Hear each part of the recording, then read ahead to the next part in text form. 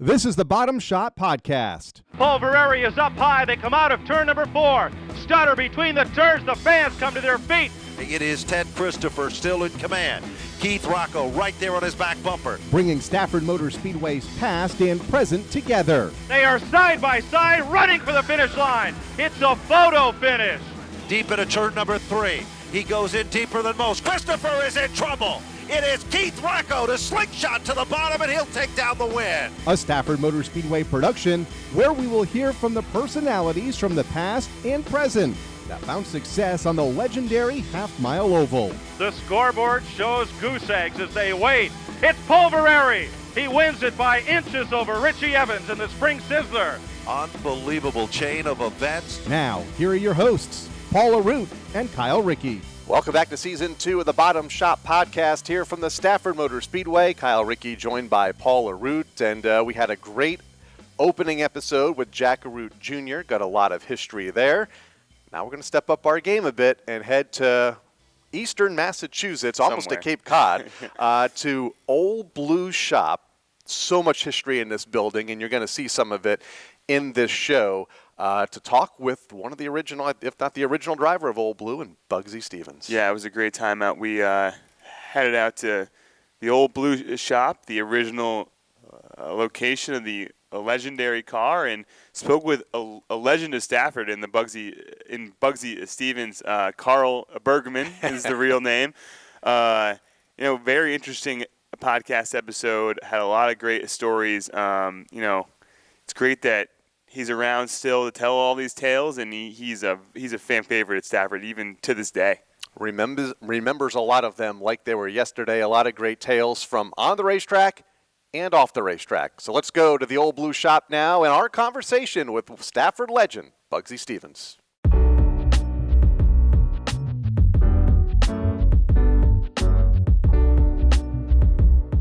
Hey everybody, this is the Bottom Shot Podcast here. We obviously have a treat on our hands here. I know everyone's been asking about the great Bugsy Stevens here.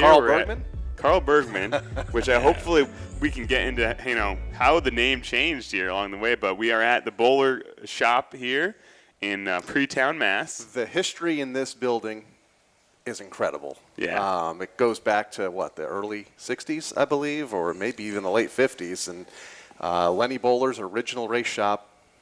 I mean, when you think of modified racing, you think of Old Blue, and you think of where we're sitting right now. So it's just a treat, and it's just going to be a day where we just talk to Bugsy and get all the either the tall tales that I imagine a lot of them are true. Some of them.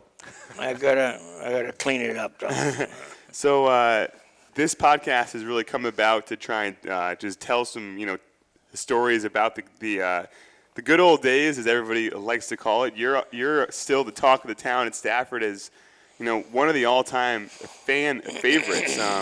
But we'd love to kind of get your tell us about how you really got started in the sport and how you became the Bugman. The early days. We'd love to hear about the early days. Texas, okay. I was in the service.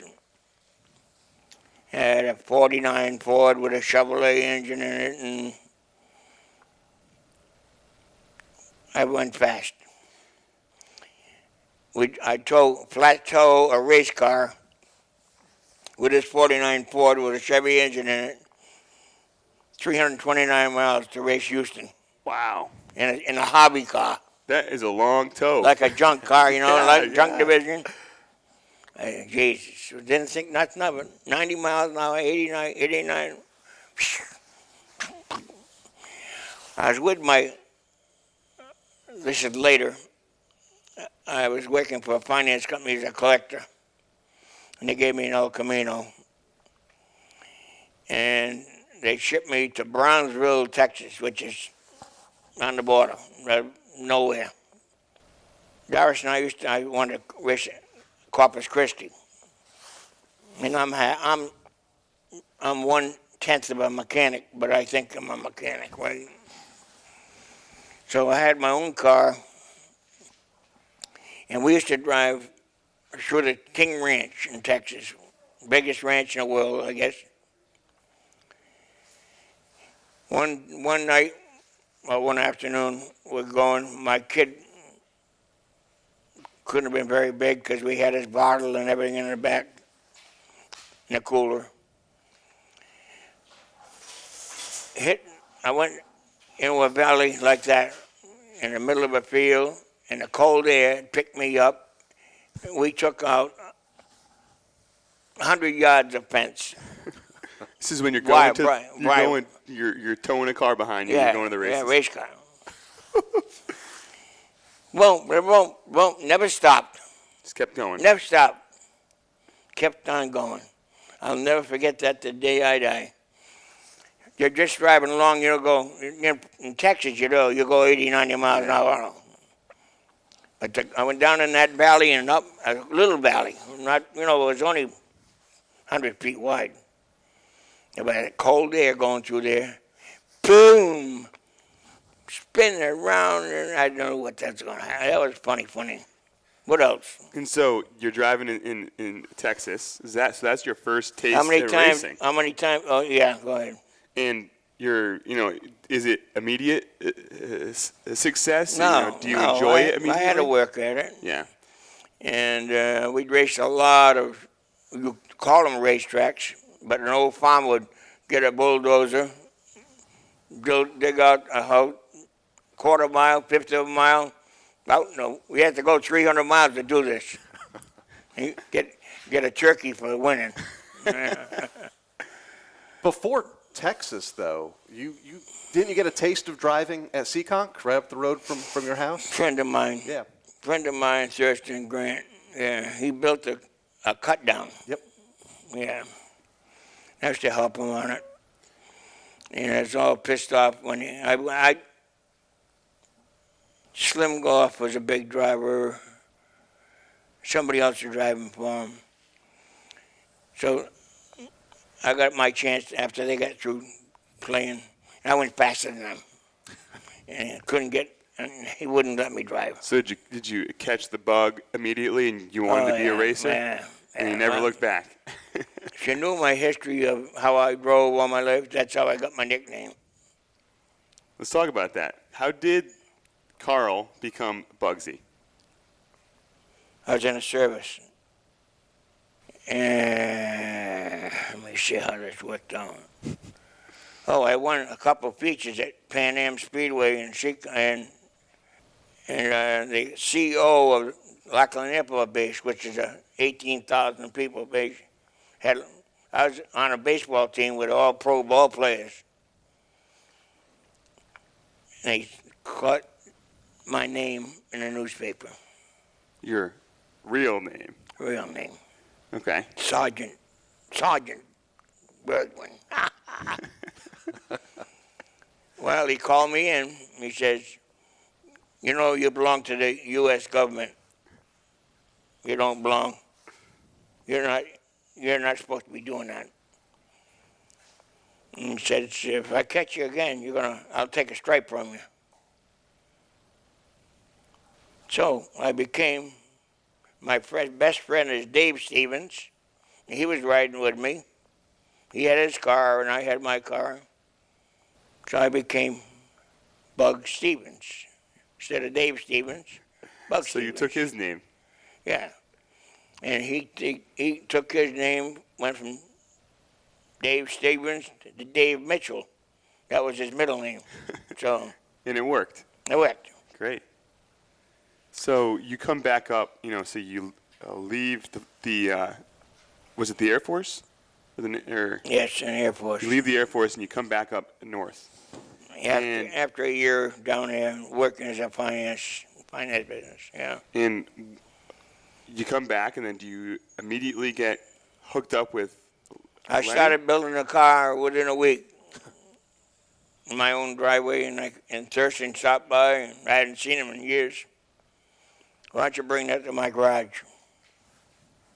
And this is the car owner that was you drove for it before you entered the service. Yeah.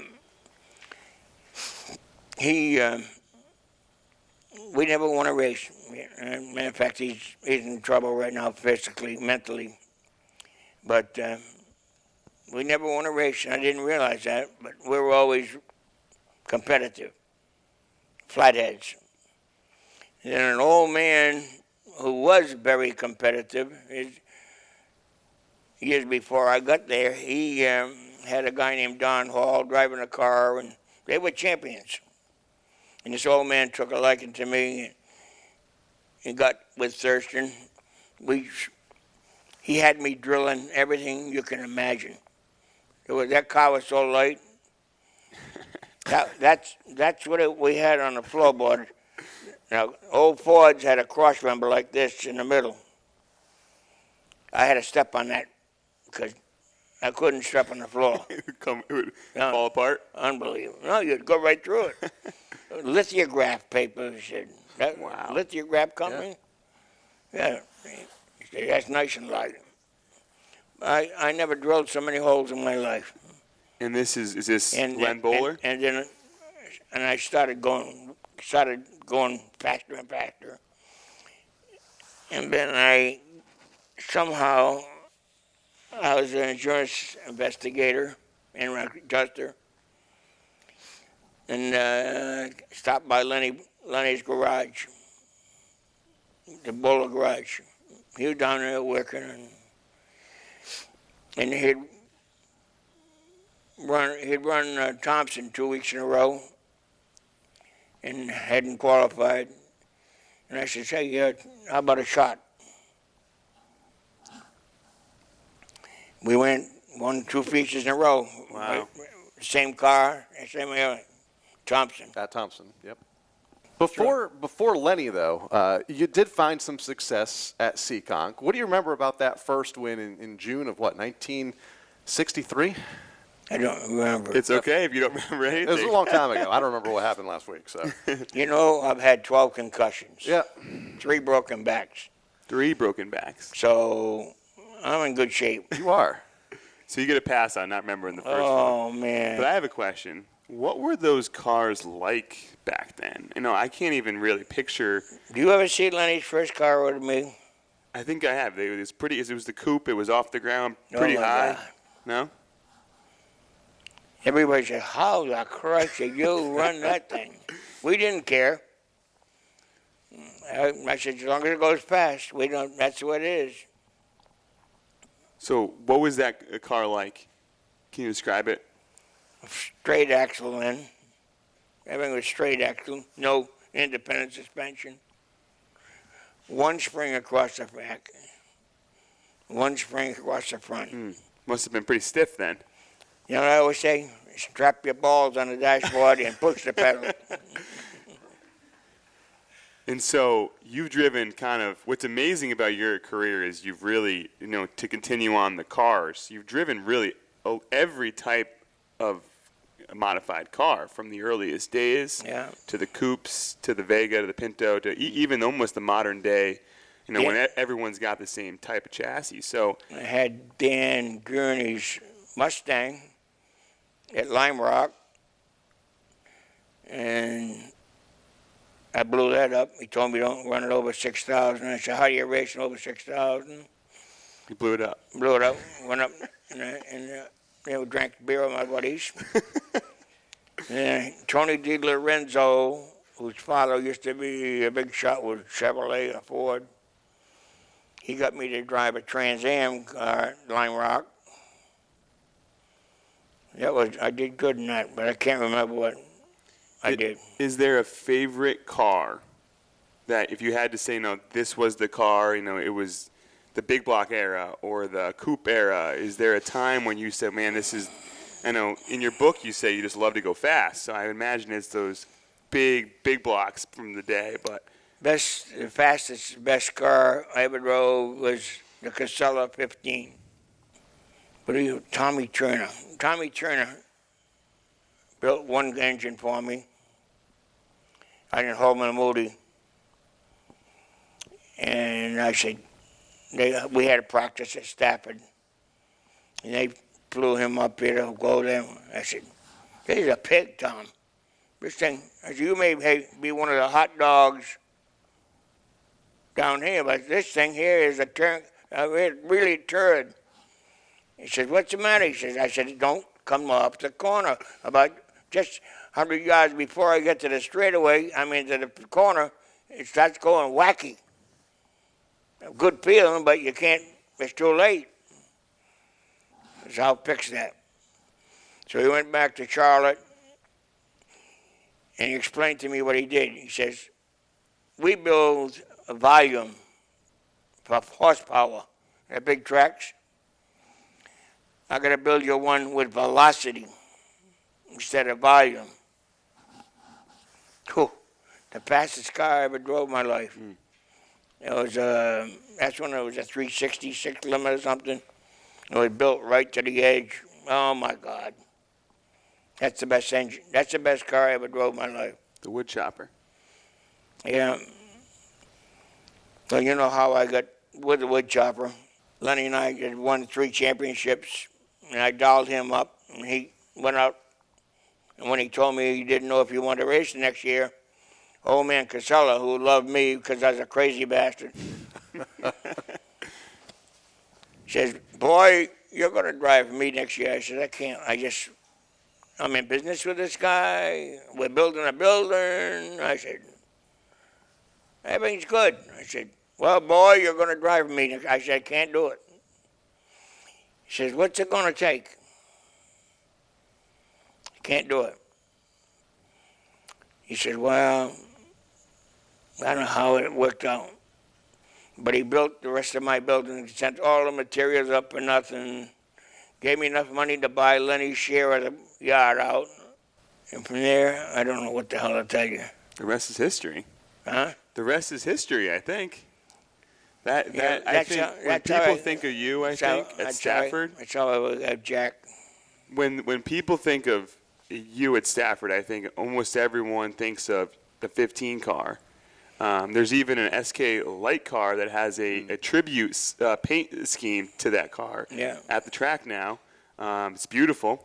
But I want to continue on that path with driving for the Sonny Casella.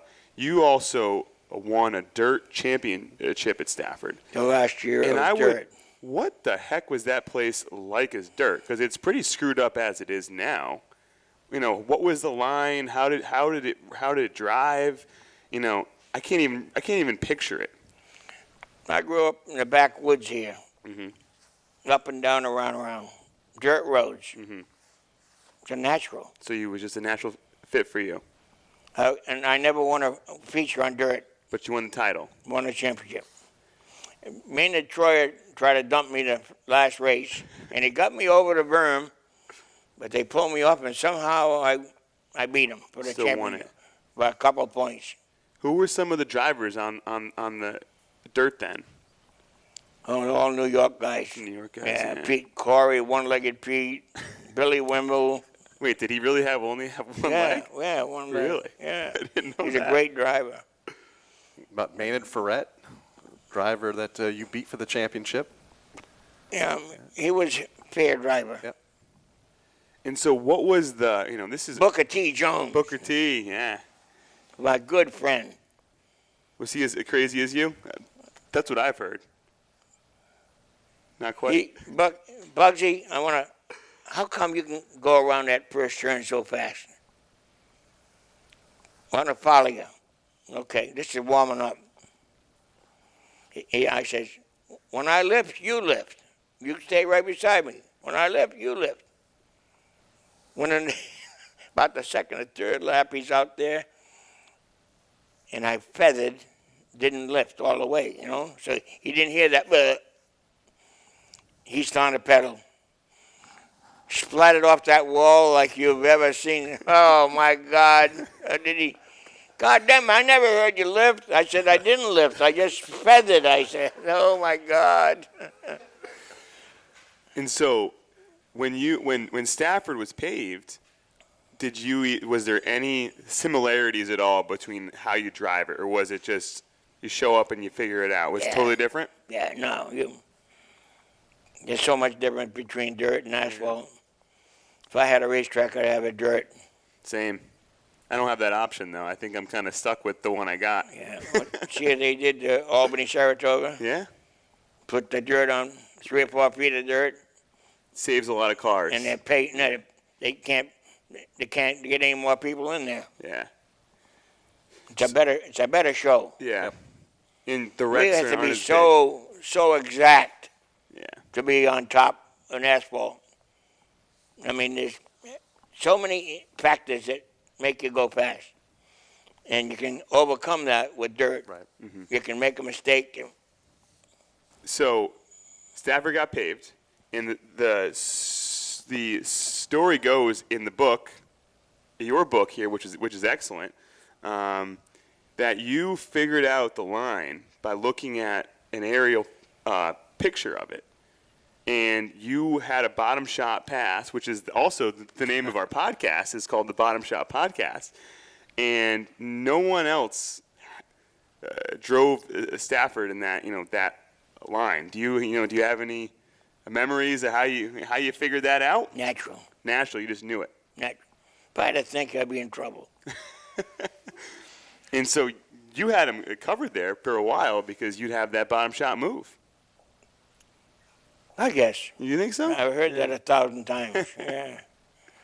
A lot of people ask me, well, may have had Richie.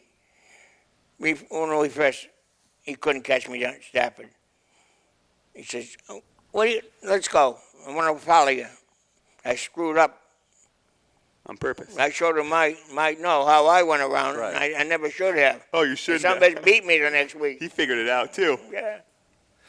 I want to know what life was like on the road back then. We talked about the championships, the national championships, 3 in a row, chasing races. It wasn't really a structured tour like it is today. No cell phones, no internet, which is probably dangerous back then for some of these guys. But what was life on the road, chasing points and chasing all these races? It's tough. It's tough. That's why Lenny and I were giving it up after 3 championships. We made a lot of money. And most, like Islip, a couple of places down south, they always give me $500 just to show. I always split it with Lenny. And talk about Lenny. Once a month, I'd come down on a Sunday morning, divvy up the money. I drove for 1/3. Everybody drove 40%. I wanted to drive for 1/3. I said, me, the car, and Lenny, me, and the car. I said, if I don't have a good car, I don't go. So where am I going with this? On the road. You were up and down the road chasing points. What the heck was that like? Nowadays, we can't even picture that. You guys were driving 5 nights a week, sometimes 4 more. nights, 5 nights, some nights, yeah. I had a caddy limousine. What was the driver's name? I love this. Pee-pee la la. Little Coke bottle glasses. He drive for a company like UPS. How he got away with it, I don't know. The last thing I can remember him coming back after 4 nights of racing, coming back from Utica, 3 o'clock in the morning. I'm in the back seat, limousine. He rolls the window down, hollers, hey, boss, I can't see anymore. I can't see anymore. And I jumped up and looked in the window. He's going 90 miles an hour. Couldn't see from here to there. Because of the fog? I said, pull this thing over. I'm going to drive. I didn't believe what I was seeing. Hey, boss, I can't see. 90 miles an hour. Holy Jesus Christ. At least there you were on the ground. I understand you've had a couple of flights that were just as scary through thunderstorms. Oh, my God. And trying to land in Providence here somewhere. And, yeah, I mean, I couldn't do it, and I fly about every week. We didn't have good instruments, you know. Right. Matter of fact, he had very few. But Rip Riley, he flew me all over the place. One night, oh, man, the last time I was with him, I raced 4 nights in a row, and we Dick Waterman was giving me a $500 to show up at Utica on Sunday night. So we left Trenton, and I flew to Utica, point to point. We don't know where we are. Well, he said, we're up there, I'm up there, 6,000, so we can't hit anything. So, naturally, after the race at Utica, got a fifth of a mile drag strip. 50. We landed in there just over the trees, and I shit my pants. It's not even a high school track. That's short distance. Yeah, it was dark. They turned the lights on. Like we circled around the track, and they turned the lights on for us to land. Holy Jesus! Well, anyway, we got out of there about midnight. I swear to God, I'm still in that tree. That fifth of a mile, just made the top of the trees. We weren't up there 5 minutes, and he says, "We got to get some gas." I said, that put some fear in you. Sunday night, upstate New York. Don't you know he gets on breaker. We're low on fuel. Is any place open? Some woman had a private airport. She says, I just shut the lights off, but if you're really going to have it, I'll turn them on. And we went in this little dirt place and got fuel. We went up in the air for a half hour. Before we got to Albany, we had a thunder and lightning storm. Yikes. Bugsy became a chicken shit. I know what it feels like to die. That plane, that God did what we were sideways, down, up, and down, and oh my God. We made it through that one.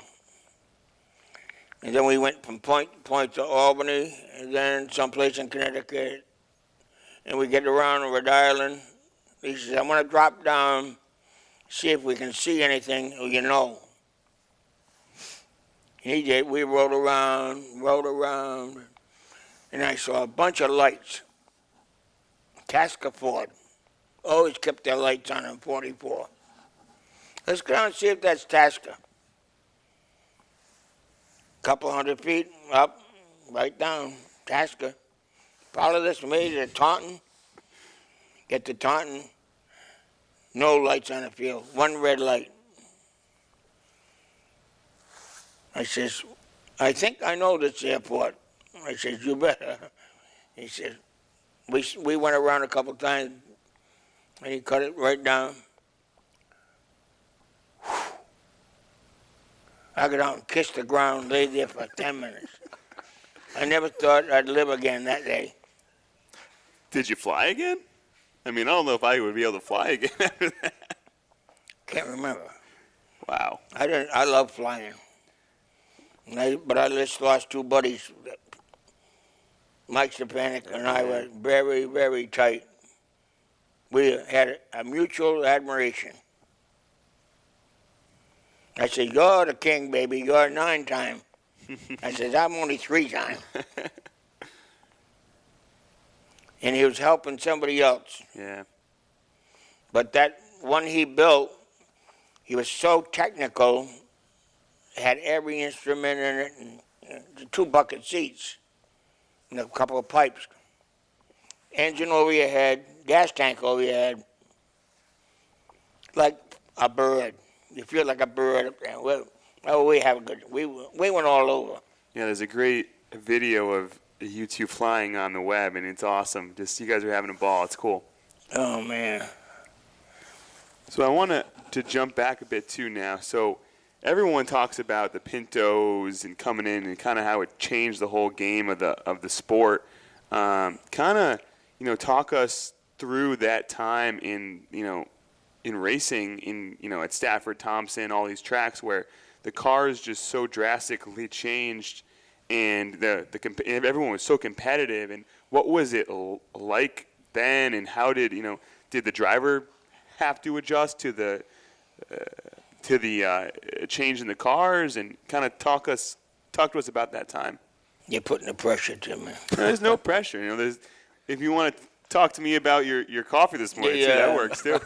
About what? About your coffee this morning. Whatever you want to talk about. I didn't have any coffee. I think it helped it. I think it did. I think it was time, evolution. The coupes have always been my heart, but as long as the steering wheel and a lot of horsepower makes no difference. Doesn't matter. And so were you driving for Lenny around that time, or were you already in the 15? So I think all around the same time. And I know a lot of people know your Vega. That was kind of at the same time as well, right?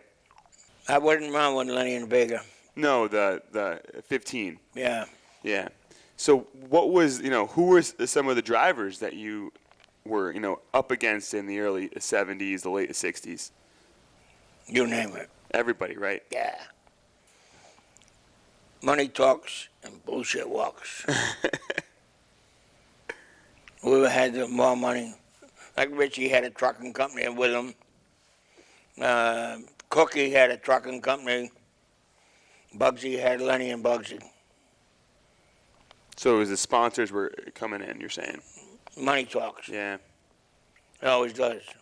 One thing that, even comes up today at Stafford is how you were really great with the fans. You had a fan club. You had your comic strip. You were great with the kids. You were always a favorite. Why? Remember I told you about Seacon, old Venditti? We're entertainment. Entertainment. And if you don't entertain them, you don't have fans. Mm-hmm. You don't have fans, you don't have a race car. Very simple. And did you enjoy that interaction with the fans? Is it something you kind of enjoyed over the years? I think it was automatic. Automatic too. I guess I'm just a big bullshitter. But there are a lot of good fans. 2 or 3 bad ones in a bunch. They're always sticking their nose in there. Go to the beer stand and come on. Yeah, okay. So in our podcast, we always kind of ask the same couple questions to all the drivers that come on. So we'll kind of tackle that here. If you had to say who's the best driver you ever competed against, who would it be? I wouldn't say it. You wouldn't say it? How about the best couple then? Bet what? If you had to pick a few of the best, it's got to be a couple. You know as well as I do. Whoever you think. You got a loaded question here. I appreciated everybody I raced with. Mm-hmm. I didn't there's only a few guys that I thought were too dirty. Who was that? But I know you want to say it. Who was that? Who was the one you thought was dirty? I wouldn't say it. You have to read the book. Who did I get tangled up with in my last race? The dirt. Maynard Ferret. Yeah. Here's little. Charlene was a great racer. He was the dirtiest sucker I ever seen. Interesting. I had a lot of fun with him. Yeah. Goodyear, or somebody had us down there in Daytona for a week testing cars. I never had so much fun with that guy. You don't know what he's going to do. And some kid from Masona there came down here and bummed in a ride and I gave him a place to sleep.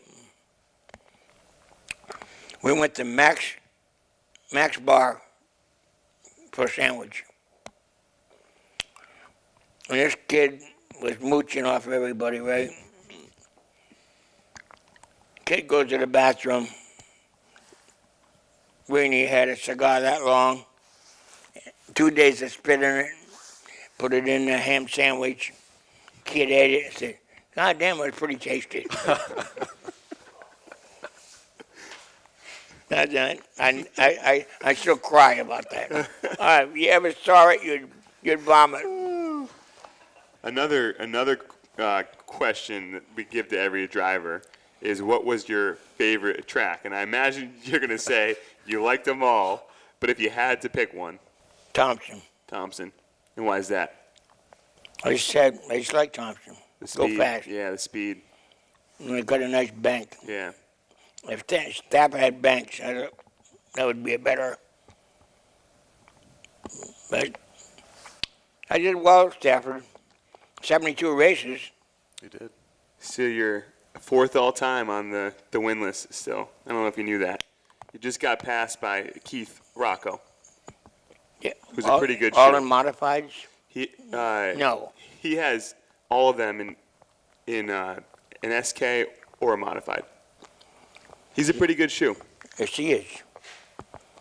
Excellent shoe. Yeah. But he didn't win him in a modified. SK mod, yeah. That's not wrong. No, I know.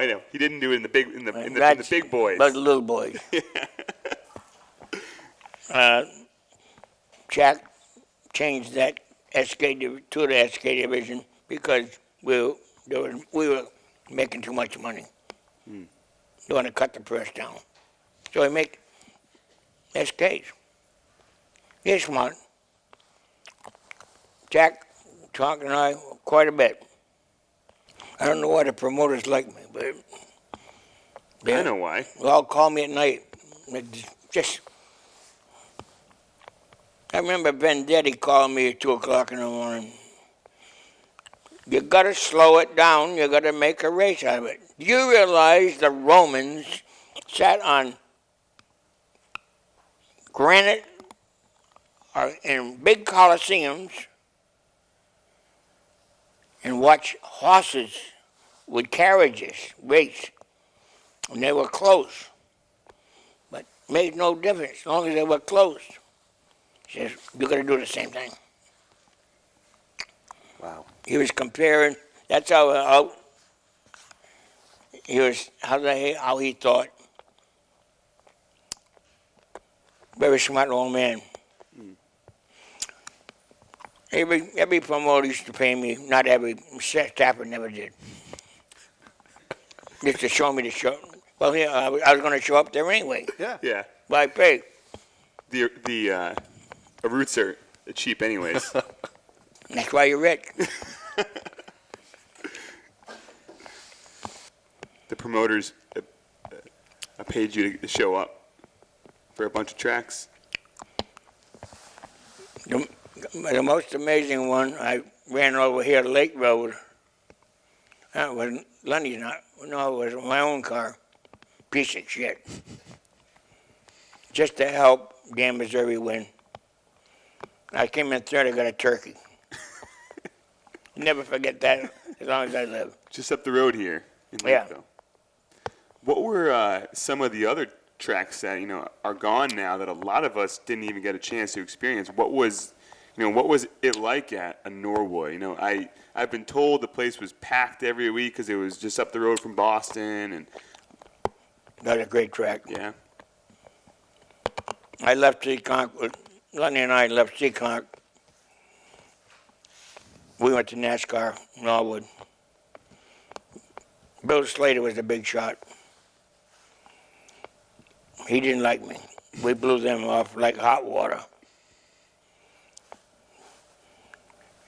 How in that piece of shit you weren't going to... Wow. I said, pardon me, that's a Freetown special. Remember Bill Slater? I know Bill, yeah. Wild Bill. His Penny Lopez and white shoes and black pants.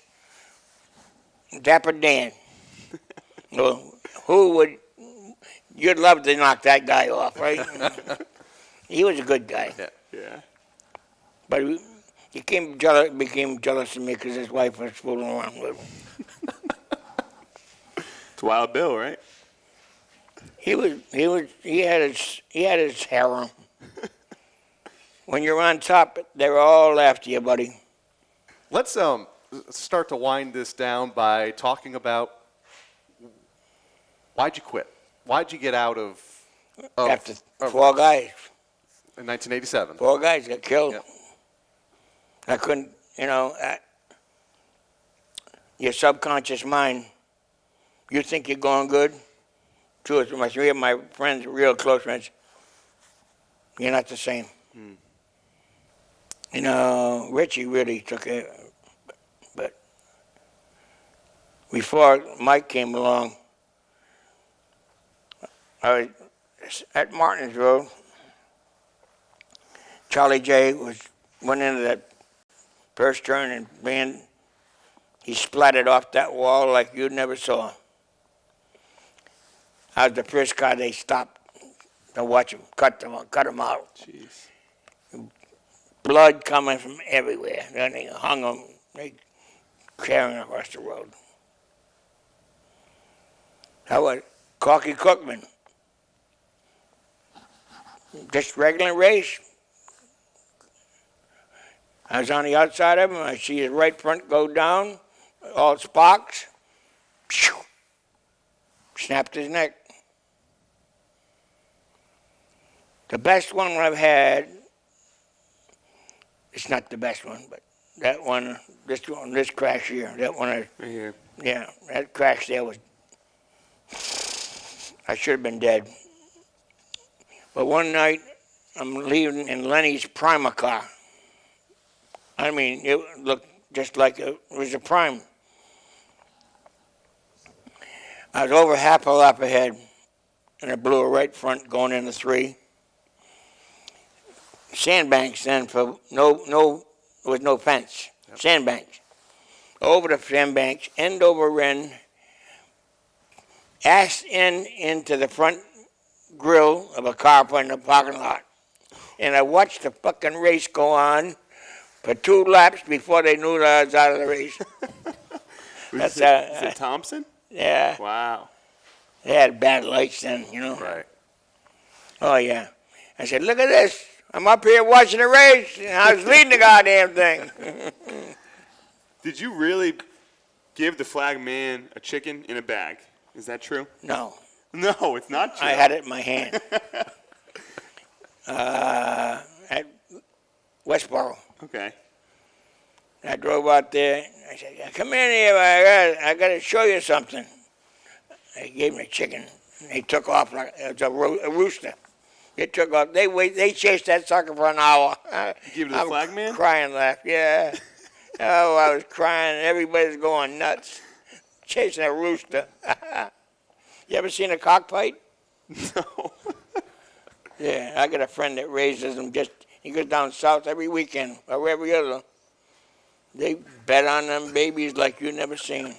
They put metal spurs on them, and they go at each other, boy. You've never seen a cockfight? I have not, no. How about this clown here, right? So, I've heard all these stories how you and him would entertain pretty much everybody at Stafford every week with all kinds of shenanigans. It was just natural. Yeah. Whatever we do is natural.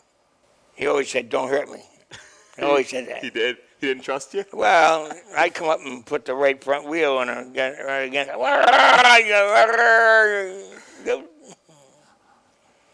Peter Locke was driving a pace car and said the same thing. Either bump me in the back or try to spin me out. That's it. Well, I said, Jesus, the pace car is given to you by the company, another company, might as well break it in. What, so did you bump it? Oh, I popped him in the ass all the time. You're going too slow. Going too slow. That's true. You penalize drivers for that now? Yeah, don't hit the pace car, guys. Don't hit the I'm pace looking car. at you, man. So, all the wins, you've had a lot of them. I know you're probably going to say them all, just like you told me before. But is there a favorite or a top couple that come to mind? So many of them. Trenton was big. Yeah. Pocono. Is that the big track in Pocono? Yeah. Wow. Whoa. Must have been flying. Yeah, I blew a right front tire going down it straight away before the first turn, and I'm still spinning. I never thought I'd stop. Did you hit the wall? No, Oh. Wow. no. Right one, boom. Maybe I touched the wall. But you did. But the car was going around. It wasn't like a Man, direct it was hit. going spinning so fast that it happens. You don't know if you're going to live a lot. You don't even think about it. Everything's so fast. We're probably going 150 miles an hour. At least. Oh, I love that place. You ran in some what we now know as cup races, back then Grand National, including the Coca-Cola 600. I understand it was a hot afternoon Hot. that day. Oh, my God. I mean, if you could describe that day and how you felt when you got out of the race car, because I can't imagine, these guys complain now if they lose power steering, and, they have all the technology in the world. You didn't have that back then. No. You run what you brung. Yeah. That's why I lifted weights and I ran twice a day in a Y. I had a car beat me once in South Boston. Yeah. My neck let go. Ray Hendricks was leading, and I'm right behind him in Lenny's car. And all of a sudden, Ray went, his neck, right? Slowed me right up, right, and I went by him. I'm on my way to, all of a sudden, my neck went. I could not get my head off of my shoulder. And I said, I'll never let that happen again. So I came home and made springs and everything else. And somebody showed me a picture the other day when I was in my front end loader. And I had lead weights. Must have had 10 pounds riding around, working all day with 10 pounds on my neck. Strengthen your neck. Wow. Wow. That's what somebody told me, you don't have a neck. What are you going to do? Do you think, at the end of your career, you drove in the cars that are probably closer to the modern car today. What was the difference between, the beginning of your career to those cars at the end? Not as fun? Were they just different? Technology takes over. Mm-hmm. You want to watch science or you want to watch sports? Mm-hmm. Sports? You want to, you can get a car to go around with like that. You put something in there, electronic, you can make the car go around by itself. I don't like that. No. Formula One. Slot cars. Yeah. Slot cars. I watched a program years ago about that.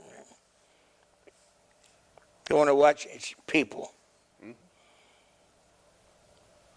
you got any knockers, you go fast. Mm-hmm. If you're a sissy, stay home. Still the case.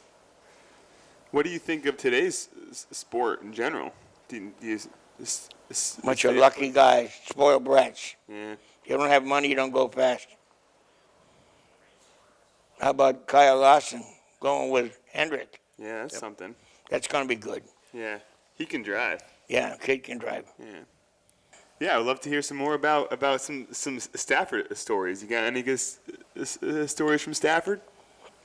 I ended up over in a driveway coming in, the pitch, and from the road, the back of and the first. On the backstretch? No. Go by the backstretch. Go to the third turn. There was a road down there. Yep. I ended up in that thing one night, 2 or 3 end over ends, and landed in the road. Out of the park? Yeah, Really? Well, I didn't Landed know on that. the road. yeah. What happened? Do you remember? Went over Tommy Sutcliffe's rear wheel.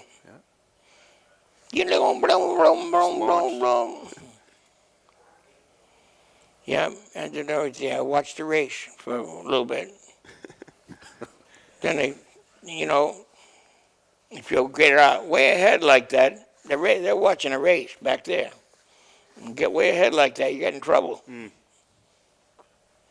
That time I was watching a race at Thompson, I almost died. Almost 2 laps in it. God damn. The time, and you talked a minute ago about Stafford being an immaculate place. Some of the big changes from before the Aroots took over to when the Aroots came in and kind of, I guess, dressed the place up. Night and day. It was a horse track. Yeah. Yeah, when I raced on dirt, it just got through being a horse track. Everything was minimal. When the Roots came in, Did you ever drive that car, the Root car at all, or no? The 14? no, No, you didn't ever drive that for the Garudis? Smokey was in that. Yeah. And then Flemke, right? I don't know how I didn't. I must have been too wild for them babies. And you kind of talk about in your a book, too, how Ed Flemke was kind of like the professor, I think it was the nickname, Yeah, right? Kind of tell me about, he's kind of a legend. He is a legend in his own right at Stafford and in the region. And what was his contribution to the sport? And, He was a good handler man, chassis man. yeah. But I don't think he wanted to go fast. Bill Slater the same way. Really? Why do you say that? Just from my opinion of racing with him. It's fair. I like to go. Yeah, there's no end to my asshole thinking. I just got to go. Yeah. So the press box at Stafford has a plaque in it honoring Pete Zanardi, Yeah. who's a longtime, Good friend of mine. and that's why I want to ask you about him. And obviously, you didn't have the internet back then. You didn't have all the coverage that a lot of these drivers get now. What was your relationship like with Pete as he was, kind of first getting into the sport as a journalist? He had to be good to me.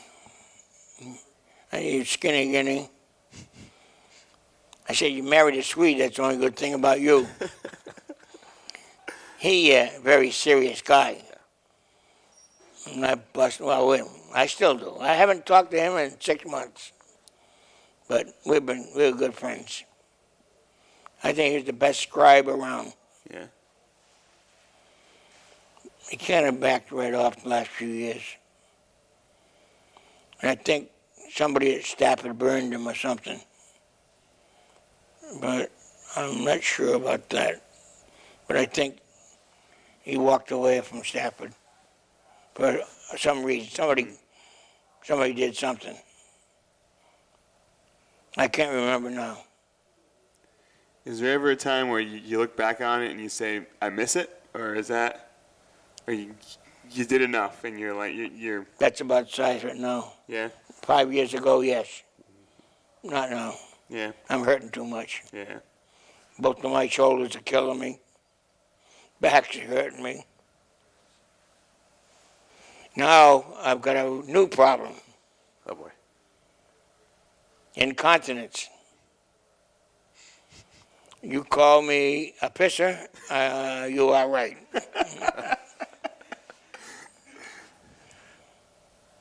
3 Kotex yesterday. They're going to call me the Kotex Kid. I won't call you that. It's terrible. You don't even know it. I don't. I can't imagine. You don't even know it, and all of a sudden, you better check that. I'm checking my oil.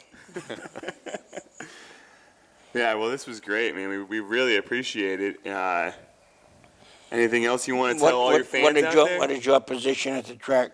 So I'm what is my position now? I'm the chief operating officer. I'm kind of in charge.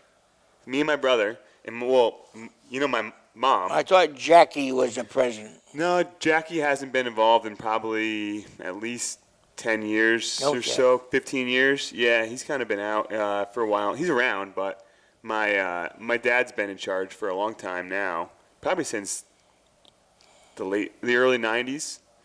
Then my mom, Lisa, is she's the real boss. Oh, I know She's that. the real I boss. know that. She's pretty much in charge, and it's me, my dad, my mom, and my brother, who actually drives a modified as well. Yeah, I saw the route He name. drives an SK, so the sissy modifieds, but he drives one. Yeah. Yeah, he's getting there. He drove an They SK go Light. pretty good. They Yeah, go pretty good. It's pretty competitive at the moment. It's really it's hard to win there. It's hard to beat Keith. He's really good right now. Oh, yeah. Yeah. And Chase Dowling is very, very good right now, too. He won a big race on Saturday.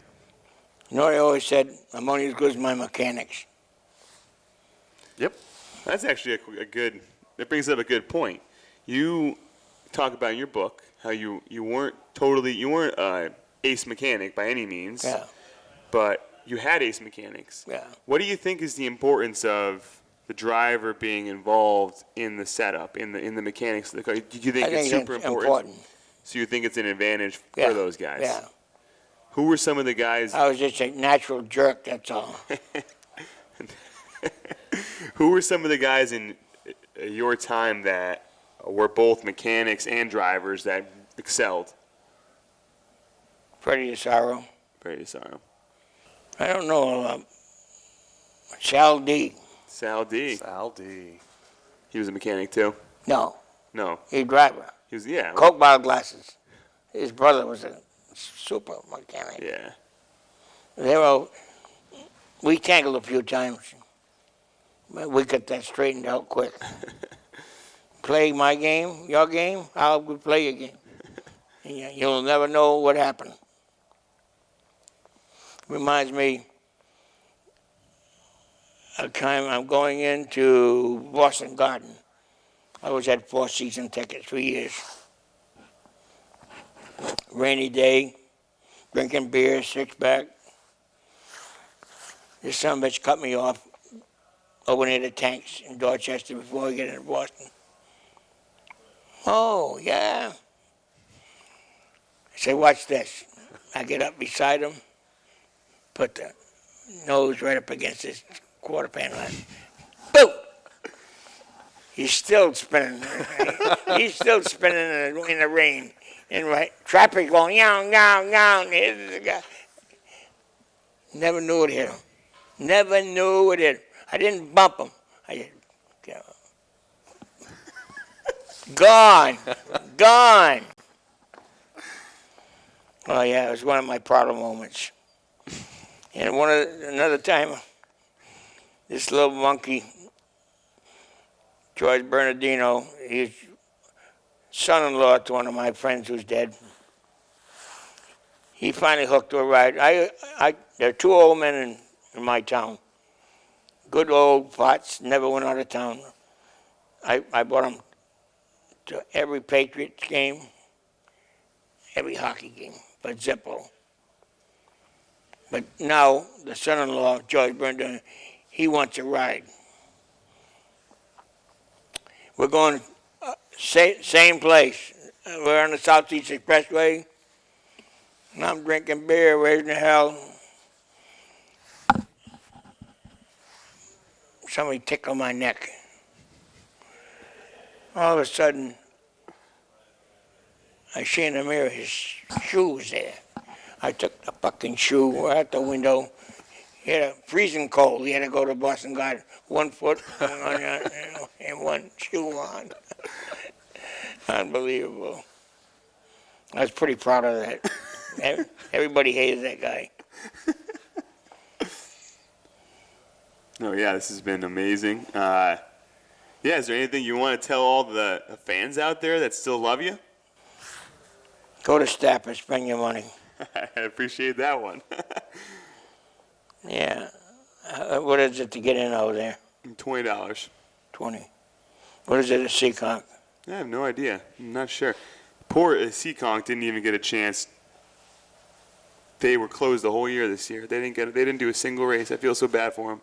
What do you think about how did the drivers respect each other back then compared to now? I know everyone tells me how you and Richie or Bouchard would run side by side and you never touch.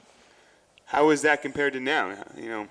Why is the difference, you think, where there's so much banging going on now? Look at society. It's a liberal society. Mm-hmm. I can't help your son kill my daughter. He was brought up by a mean father. Mm-hmm. That's an excuse. Mm. Everybody's got an excuse for everything. Do what you're gonna do. Is that the reason why you think there's so much bumping and banging? No, there's the whole debate of what's the bump and run. They can get away with it too. We want to stop in the pits afterward. We make sure that you got to understand what you got to do. You don't straighten them out a little bit. Yeah. There's less of that now than there ever was. No, you're getting fined and everything else. Yeah. No, well, now the biggest thing is you can't have a fight or the track is in trouble. Yeah. If there's a big brawl in the pits, then they'll shut us down. Oh yeah. So. We didn't think about that. A little different, probably. George Summers, he was a good fighter. And Leo Cleary, I saw him. Don Flynn, the big boxer. Yeah. He took him in the first turn at Stafford, grabbed him out of that car, and he pounded the shit right out of him, and everybody, yay! Who did he get? He got Leo Cleary. He was a thick-headed bugger. We became very good friends at the end of his life. He came down to my house all the time in Florida. But there's somebody who could write some stories on.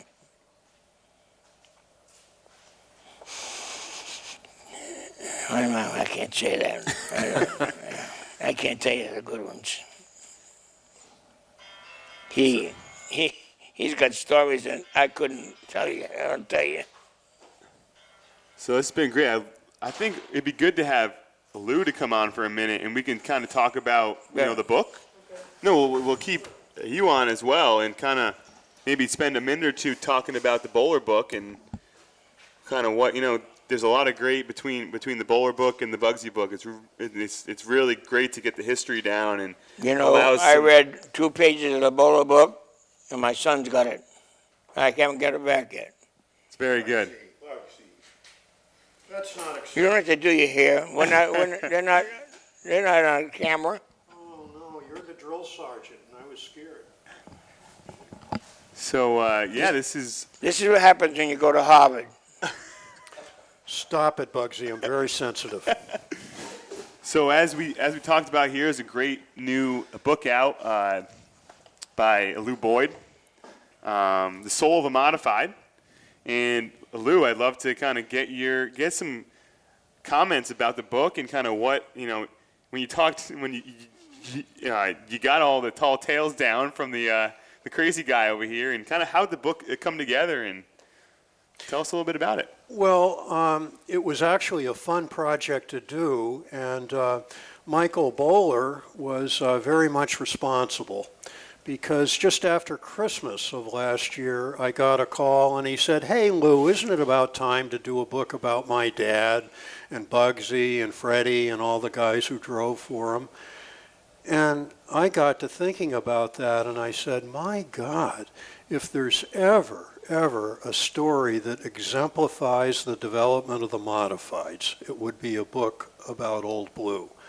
So I agreed to do it, and believe me, come the 1st of March, I was awful glad I was doing it. Yeah. Because it's a lot of work to do a book, and there I was, shelter in place, with everything else shut down, and I could really go after it. And the secondary treat was, if I needed to call Jamie Tomeno to find out what it was like to drive Old Blue, I could call him up and he'd be home. And not only that, if I said that I was writing about Lenny Boehler, the light went on and he was ready to talk. So it really was a fun project to do. And as I think anybody who reads it would know, an awful lot of it was about Stafford. And there's no question the role that Stafford has played in this development of this incredible sport. And before the turn of the 70s, Stafford, as Bugsy was saying earlier, was dirt. And it was an interesting thing. It was very folksy, almost camp, but really good racing. And there was a wonderful announcer who said, nothing ever happens at Stafford. And stuff did happen. There were some fantastic end over ends, believe me. But then when it was paved and the Arut family took over, it really became the shining city of the modifieds. And it lit up southern New England every Friday night. And it was really spectacular.